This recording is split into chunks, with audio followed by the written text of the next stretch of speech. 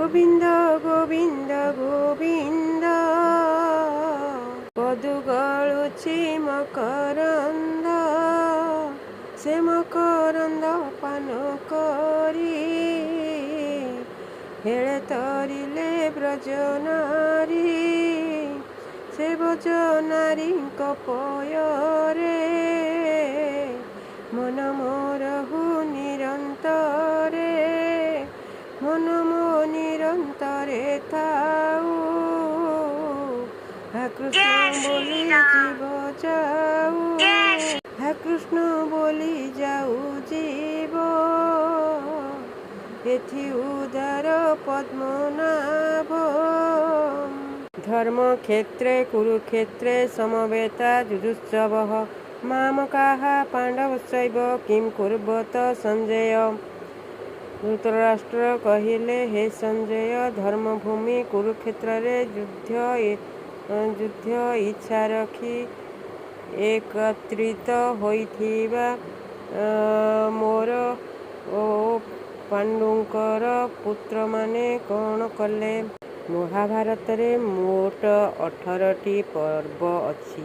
ଏହି ପର୍ବମାନଙ୍କରେ କେତୋଟି ଅବାନ୍ତର ପର୍ବ ମଧ୍ୟ ଅଛି।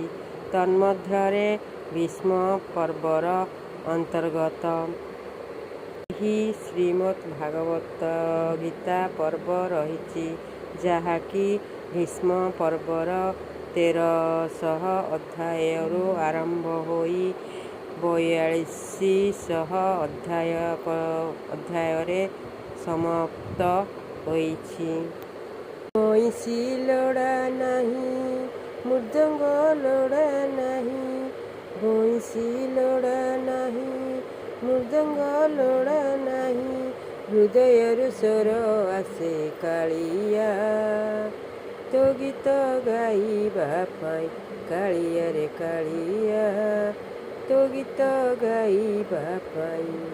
ବଇଁଶୀ ଲୋଡ଼ା ନାହିଁ, ମୃଦଙ୍ଗ ଲୋଡ଼ା ନାହିଁ, ହୃଦୟରୁ ସ୍ୱର ଆସେ କାଳିଆ ତୋ ଗୀତ ଗାଇବା ପାଇଁ, କାଳିଆରେ କାଳିଆ ତୋ ଗୀତ ଗାଇବା ପାଇଁ।